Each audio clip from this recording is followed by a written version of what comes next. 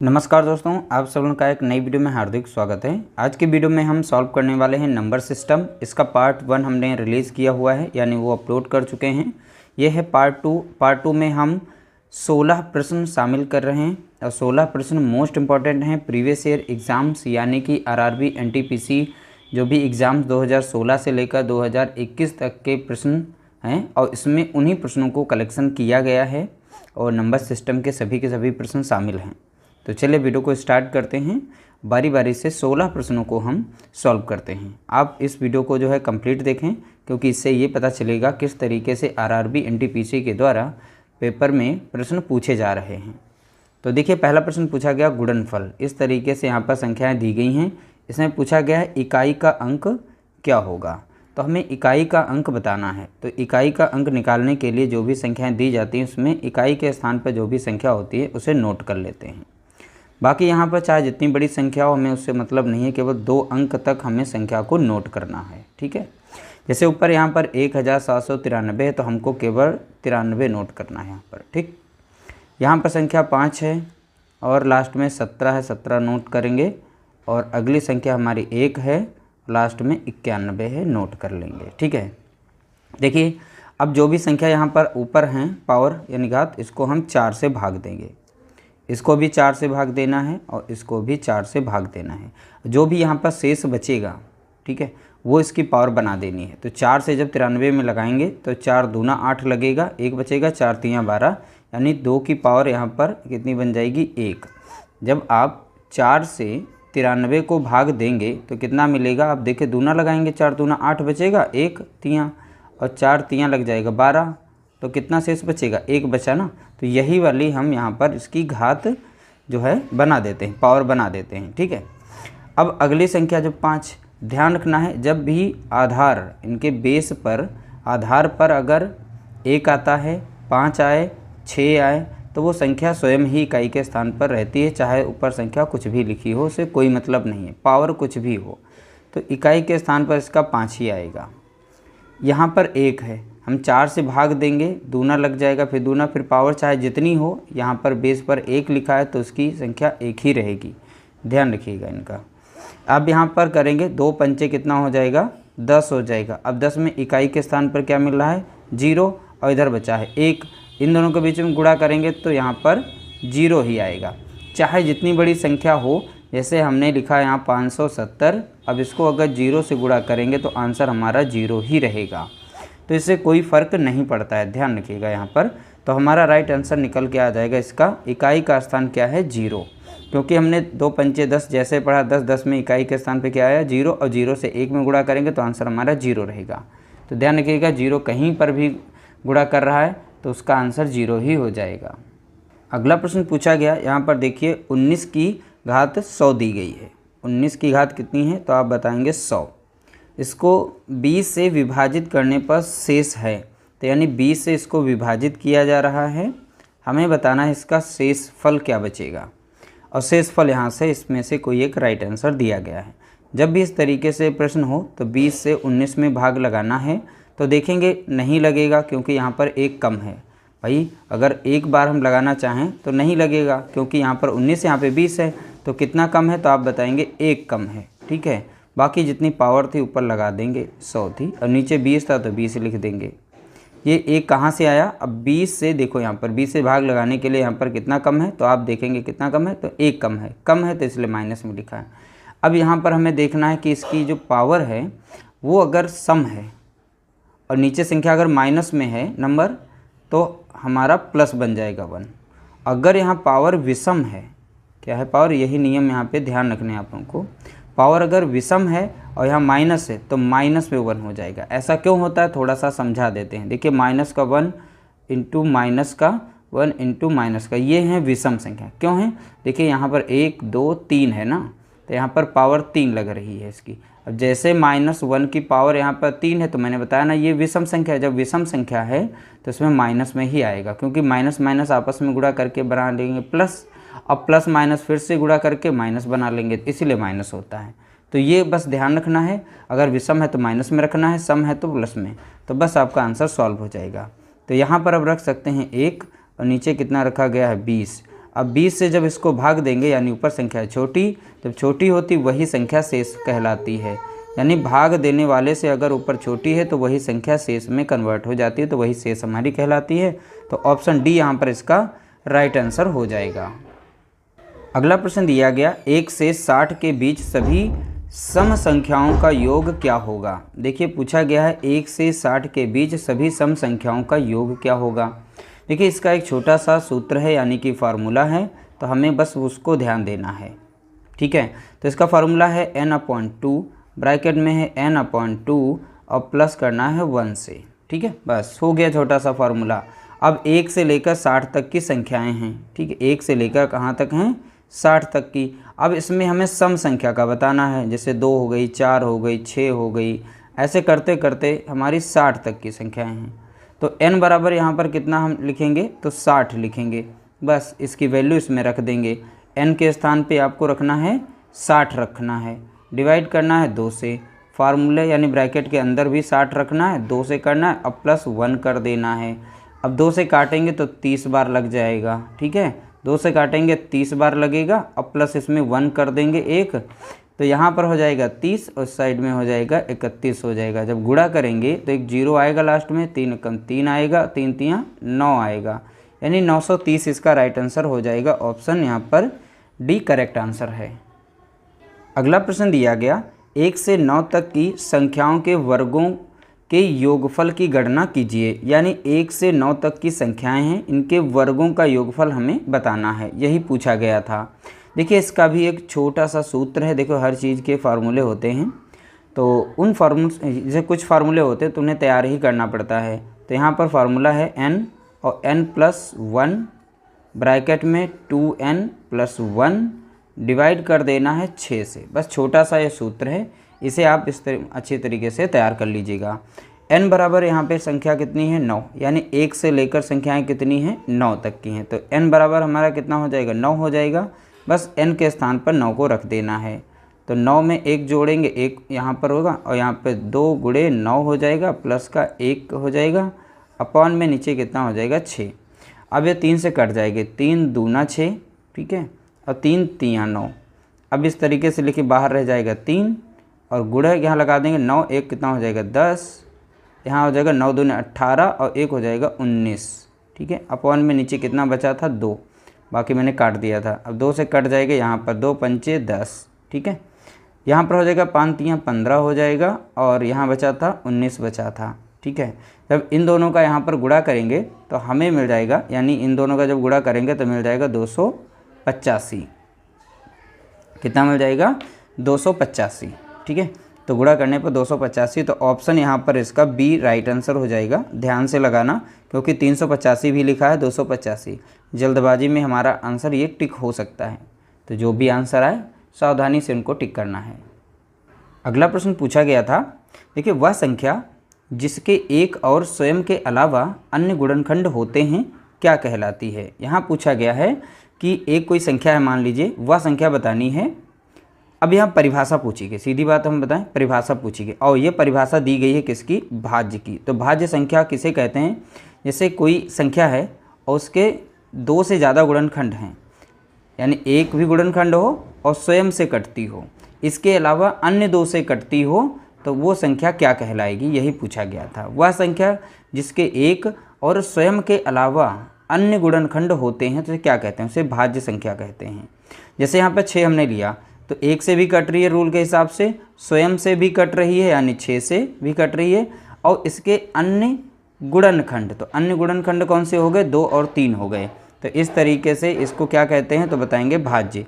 ऐसी संख्या जिसके 2 ही गुणनखंड होते हैं उसे कहते हैं अभाज्य कहते हैं। यह भी परिभाषा पूछी जा सकती है, जैसे कि 13 जो संख्या है, तो ये 1 से कटती है, स्वयं 13 से कटती है, इसके अलावा अन्य किसी से नहीं कटती है। इसी तरीके से 17 ले लेंगे, 1 से कटती है और स्वयं से कटती है। 19 ले लेंगे, ये सारी क्या हमारी हैं, अभाज्य संख्याएं हैं। तो ध्यान रखिएगा, अभाज्य संख्या तो इस बार पिछली बार पूछा जा चुका है कि भाज्य संख्या की परिभाषा, इस बार पूछा जा सकता है अभाज्य संख्या की परिभाषा। तो परिभाषाओं को बहुत ही अच्छे से तैयार करना है। अगला प्रश्न पूछा गया, 3 क्रमागत प्राकृतिक संख्याओं का योग 120 है। 3 क्रमागत प्राकृतिक संख्याएं हैं, इनका योग कितना है, 3। तो हमें मध्य की संख्या निकालनी होगी। तो इसके लिए हमें जो भी योग दिया जाता है उसको ऊपर लिखना है और दी गई संख्याओं से भाग दिया जाता है। कितनी संख्या? 3 क्रमागत हैं तो 3 से भाग देंगे। 3 एकम 3, 3 चौके 12, 1 0, यानी एग्जैक्ट बीच में कौन सी संख्या होगी? 40 होगी। इस तरीके से तो बीच में 40 होगी, इसकी अगली संख्या यानी क्रमागत बोला गया तो 41 हो जाएगा। इससे पहले की संख्या अगर पूछे छोटी वाली तो 39 हो जाएगा। तो यहाँ पूछा गया था सबसे बड़ी संख्या, तो देखिए बड़ी संख्या पूछी गई थी, तो बड़ी संख्या हमारी क्या हो जाएगी? 41, यानी ऑप्शन ए इसका राइट आंसर हो जाएगा। अगला प्रश्न पूछा गया 432 का 1/6वां भाग 216 के 3/4वें भाग से कितना कम है? तो इस तरीके से जब भी प्रश्न पूछा जाए तो दोनों के अलग अलग वैल्यू निकालें। जैसे यहाँ पर 432 दिया गया, इसका 1/6 भाग, तो 1/6 ऐसे लिखेंगे। यहाँ पर 216 का 3/4 भाग पूछा गया तो हम इसकी वैल्यू यहाँ से निकाल लेंगे। अब 6 से डायरेक्ट काट सकते हैं, ठीक है। तो 6 कम 6 कटेगा और 6 सत्ते यहाँ पर 42 लगेगा, 1 बचेगा और 6 दूनी 12, यानी यहाँ पर मिल जाएगा हमको कितना? 72। इस साइड में हम 4 से डायरेक्ट काट सकते हैं। 4 कम 4, 4 पंचे हो जाएगा 20, 1 बचेगा और 4 चौके 16, ठीक है। तो 16 पर लग जाएगा। उसके बाद अब 3 से गुणा करेंगे। 3 चौके 12 के 2, हासिला 1, 3 पचे 15 और 1 16, तो यहाँ से मिल जाएगा 162 मिल जाएगा, ठीक है। अब इन दोनों का मैं अंदर पूछा गया था कितना कम है, कम का मतलब यानी इनका अंतर हमें बताना है। तो 162 से 72 को हम माइनस कर देंगे। 2 से 2 जाएगा, 0 बचेगा और यहाँ पर बचा 16 से 7 जाएगा, 9 बचेगा, तो यानी इनका अंतर कितना आ रहा है? 90। तो ऑप्शन सी यहाँ पर इसका करेक्ट आंसर हो जाएगा। अगला प्रश्न पूछा गया यदि किसी संख्या और उसके 2/5 का अंतर 60 है तो संख्या ज्ञात कीजिए। हमें संख्या नहीं पता तो मान लेते हैं कोई माना एक संख्या हमारी कौन सी है? x। तो बोला किसी संख्या और उसके 2/5 और इसी संख्या का 2/5 अंतर 60 दिया गया है। तो ये संख्या हो गई एक और दूसरी संख्या ये हो गई। अब साथ में लिख सकते हैं 2x और ये अंतर हमने लगा दिया माइनस करके। अंतर कितना दिया गया? 60। अब इसे सॉल्व करेंगे, क्रॉस गुणा करेंगे।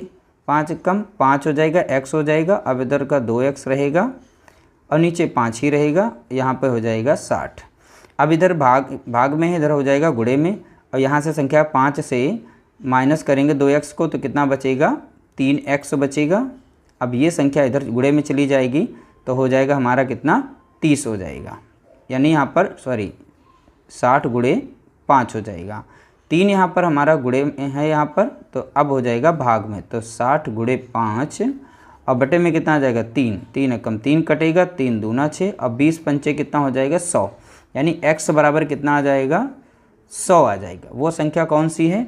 तो बताएंगे 100, यानी ऑप्शन यहाँ पर सी करेक्ट आंसर हो जाएगा।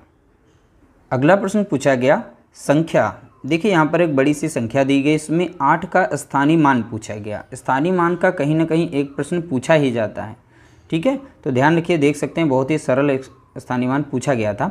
8 का स्थानीय मान में 0 लगाते हैं। जिस संख्या का स्थानीय मान पूछे या जाति मान, अंकीय मान, उसको अंडरलाइन कर लेंगे इस तरीके से, यानी उसको नोट कर लेना है। स्थानीय मान में 0 लगाने होते हैं। स्थानीय मान के फिर हमें बढ़ना है इकाई की तरफ, यानी इस साइड में बढ़ना है और फिर देखना है यहाँ पर जितने अंक हैं उनके अंक के स्थान पर हमें 0 रखने होते हैं। यानी 1 2 स्थान है तो 2 स्थान पर हम 0 रख देंगे, बस उसका आंसर निकल आया। तो इस तरीके से ऑप्शन सी यहाँ पर इसका राइट आंसर हो जाएगा। अगला प्रश्न पूछा गया, देखिए यहाँ पे संख्या दी गई थी इतनी बड़ी, इसमें से 2 और 3 के स्थानीय मानों का अंतर ज्ञात कीजिए। यानी 2 और 3 के स्थानीय मान का अंतर हमें बताना है। तो 2 का पहले नंबर पर स्थानीय मान देखेंगे, इसलिए मैंने 2 को अंडरलाइन किया। तो 2 को लिखेंगे, 2 के साइड में देखेंगे कितने अंक आ रहे हैं, 1 2 3 4, तो यहाँ पर हम 4 0 बढ़ा लेंगे। तो 2 का स्थानीय मान निकल चुका है। अब बारी है 3 की, तो 3 को अंडरलाइन करेंगे, 3 के इस साइड में बढ़ेंगे तो देखेंगे कितना अंक है, तो था 1, तो यानी 3 और 1। अब बोला गया था अंतर, यानी इनको अब कर देंगे माइनस, ठीक है। तो यहाँ तो 0 ही रहेगा, यहाँ कम था तो यहाँ से हासिल लेंगे, तो 10 से यहाँ पर 3 जाएगा, बचेगा 7, यहाँ पे 9, यहाँ पर 9 और यहाँ से 1 चला गया था, बचा था 1, यानी हमारा ऑप्शन बी यहाँ पर इसका राइट आंसर हो जाएगा। अगला प्रश्न दिया गया 122 यहाँ पर, यानी यहाँ पे 12,288 संख्या के कितने गुणनखंड होंगे। तो देखिए गुणनखंड निकालने को बोला गया, तो जो भी संख्या दी जाए गुणनखंड अगर निकालना नहीं आता है तो आप इस तरीके से इसे सॉल्व करेंगे। 2 छंग 12, 2 कम 2, 2 चौके 8, 2 चौके 8, ठीक है। इससे काटेंगे 2 तियाँ 6, 2 सते 14 और 2 दूनी 4, ठीक है। फिर 2 से काटेंगे, 2 कम 2, 2 पंचे 10, 2 तियाँ 6, 2 छंग 12। तो देख सकते हैं इस तरीके से संख्या कट रही है। फिर 2 से काटेंगे, 2 सते 14 और 2 छंग 12 और हाँ 2 अठे 16। फिर ये 2 से कट जाएगी, 2 तियाँ 6, 2 अठ 16, 2 चौके 8। अब 2 से काटेंगे, 2 नाम 18 और 2 दूनी 4। फिर 2 से कटेगी, 2 नाम 18 और 2 छंग 12। 2 से कटेगी, 2 चौके 8, 2 अठ 16। फिर 2 से कट जाएगी, 2 दूनी 4 और 2 चौके 8। 2 कम 2, 2 दूनी 4, 2 छंग 12 और 2 तियाँ 6। यानी यहाँ पर 2 की पावर आ जाएगी 12 गुणे 3 की पावर आ जाएगी 1। तो इस तरीके से संख्या ये कट जाएगी और यहाँ पर 2 जो है 12 बार आएगा और 3 एक बार आएगा। अब यहाँ पर बोला गया था कितने गुणनखंड होंगे।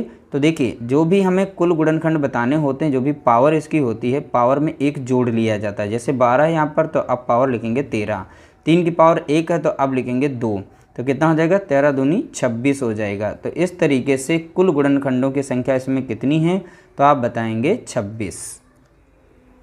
अगला प्रश्न पूछा गया, यहाँ पर पहले से ही गुणनखंड इनके किए हुए थे। अब इसमें बताना है कुल सम गुणनखंड की संख्या, कितने गुणनखंड सम हैं, यानी सम गुणनखंड। तो सम में जो सम वाली संख्या होती है, तो यहाँ पर जितनी संख्या होगी उतनी ही लिखेंगे। इसकी पावर जैसे 7 है तो 7 ही लिखेंगे, ठीक है 7, और इसमें कोई भी जोड़ना घटाना नहीं होगा, यानी 7 है तो 7 ही लिखेंगे और गुणा करना है। अगली में जैसे 3 है, 5 है, 7 है, तो इनकी पावर में 1 बढ़ा लेंगे। जैसे यहाँ पर सम गुणनखंड, तो इसमें 1 बढ़ाएंगे तो कितना हो जाएगा 5, 3 है तो यहाँ पे हो जाएगा 4, और यहाँ पे 7 पर कितनी 1, तो यहाँ पर हो जाएगी 2। तो इन दोनों का गुणा करेंगे, 7 पचे 35 हो गया और 4 दूनी 8 हो गया। इन दोनों का गुणा करेंगे, 8 पंचे 40 का 0, 4 आया, 8 तियाँ 24, 24 4 हो गया 28, यानी 280 इसका राइट आंसर हो जाएगा। तो ऑप्शन यहाँ पर बी करेक्ट आंसर है इसका। अगला प्रश्न पूछा गया, 1 और 100 के बीच आने वाली युग्म अभाज्य संख्याओं के युग्मों की संख्या बतानी है। युग्म अभाज्य यानी अभाज्य संख्याओं का पेयर बताने हैं। तो 1 से 100 के बीच में कितने पेयर हैं, पेयर की संख्या पूछी गई थी, ठीक है।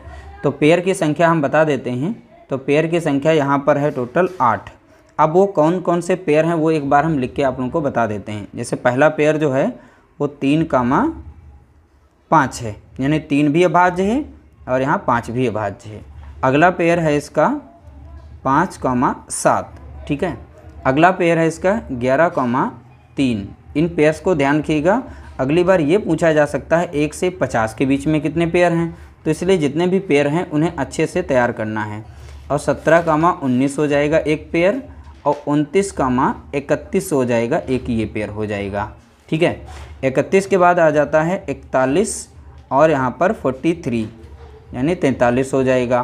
फिर 59 हो जाता है और फिर 61 एक इसका हो जाएगा, 71 और 73 एक ये पेयर हो जाएगा। सभी पेयर को गिनेंगे, अब 8 मिल जाएंगे, 1 2 3 4 5 6 7 8। तो ध्यान रखिएगा, इस तरीके से आपसे किसी भी तरीके से प्रश्न पूछा जा सकता है। यह पूछा जाए अगर 1 से 50 के बीच में बताओ तो 1 पेयर 2 3 4 5 और 6 पेयर हो जाएंगे, ठीक है। तो यहाँ पे 6 संख्या टिक कर देना। तो जैसा पूछा जाए वैसा जवाब देना है। अगला प्रश्न पूछा गया, देखिए यहाँ पे 9 की जो घात है वो 11 की घात 9 दी गई है प्लस 7 है। 10 से विभाजित करने पर शेषफल प्राप्त होगा। तो इसे जब 10 से विभाजित किया जाएगा तो शेषफल क्या प्राप्त होगा, वो शेषफल हमें बताना है। जब भी देखो यहाँ पर नीचे संख्या है 10 यानी बड़ी, छोटी है नीचे और ऊपर संख्या है बड़ी, जब भाग देंगे तो एक बार लग जाएगा, यानी 11 में 10 से भाग देंगे तो एक बार लग जाएगा। तो यहाँ शेषफल कितना बचेगा, तो बताएंगे आप 1 बचेगा। जब 11 में 10 से भाग देंगे कितना बचेगा, 1 बचेगा। तो बस 1 लिख देना है और 9 इसकी पावर थी वो लगा देना है, 7 प्लस में था वो लिख देना है। अब यहाँ पर 1 को चाहे जितनी बार गुणा करो तो संख्या 1 ही आएगी। अब प्लस में 7 दिया गया तो 7 लिखेंगे, नीचे 10 है। अब इन दोनों को जोड़ेंगे, कितना हो जाएगा 8, और नीचे था 10। ऊपर की संख्या छोटी, जब 10 से 8 में भाग लगाएंगे तो यहाँ पर 8 ही संख्या बचेगी, यही हमारी शेषफल होती है। ऊपर की संख्या जब भी छोटी होगी, नीचे से डिवाइड कर रहे हैं, जैसे 10 हो, 12 हो, ऊपर संख्या कोई भी छोटी संख्या उससे छोटी है तो वो शेषफल का काम करती है, यानी शेषफल वही होती है। तो ऑप्शन यहाँ पर जो सी है इसका राइट आंसर हो जाएगा।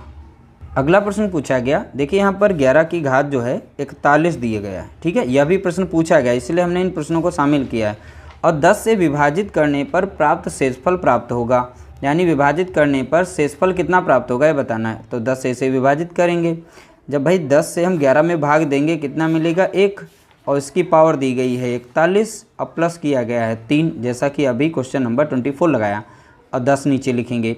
अब 1 को चाहे जितनी बार लिखो, 1 की पावर है 41, चाहे जितनी बार गुणा करो उसका भैया 1 ही आएगा। अब प्लस करेंगे 3 और नीचे है 10, तो जोड़ेंगे कितना हो जाएगा 3 1 हो जाएगा 4, अब बटे में था 10, यानी 10 से जब 4 में भाग लगाएंगे तो 4 ही इसका शेषफल बचेगा, क्योंकि ऊपर की संख्या है छोटी और छोटी संख्या होने के कारण वो शेषफल का काम करती है। तो इसलिए ऑप्शन यहाँ पर बी करेक्ट आंसर हो जाएगा। तो ऑप्शन बी इसका राइट आंसर। अगला प्रश्न पूछा गया, पहली 4 प्राकृतिक संख्याओं के घनों का योग कितना होगा। देखिए बहुत ही आसान प्रश्न पूछा गया था। तो पहली 4 प्राकृतिक, तो पहली प्राकृतिक कौन सी, 1 हो गई, 2 हो गई, 3 हो गई और ये 4, ये तीनों जो चारों हैं ये चारों प्राकृतिक संख्या हैं। तो पहली 4 प्राकृतिक संख्याओं के घनों का योग, अब इनका घन करेंगे यानी पावर इनकी 3 3 लगा देंगे, सभी की पावर 3। अब देखिए 1 को चाहे जितनी बार गुणा करो 1 ही मिलेगा। 2 का घन होता है कितना 8, 3 का घन कितना हो जाता है 3 3 9 9 3 27, यानी 27 हो जाएगा। यहाँ पर 4 चौके 16, 16 चौके 64, तो इसका कितना हो जाएगा 64। जब इन सभी को हम जोड़ेंगे तो कितना मिल जाएगा, हमें 100 मिलेगा। इन सभी को जोड़ने पर कितना मिलेगा 100। तो यहाँ पर इसका राइट आंसर क्या हो जाएगा 100, यानी ऑप्शन सी इसका राइट आंसर है। उम्मीद करते हैं आज की वीडियो आप लोगों के लिए बहुत ही ज़्यादा हेल्पफुल रही होगी। वीडियो अगर अच्छी लगे तो प्लीज़ लाइक कर देना, शेयर कर देना। चैनल पर नए हो तो चैनल को सब्सक्राइब जरूर कर लीजिएगा। मिलते हैं एक नई वीडियो के साथ, तब तक के लिए नमस्कार, जय हिंद, जय भारत।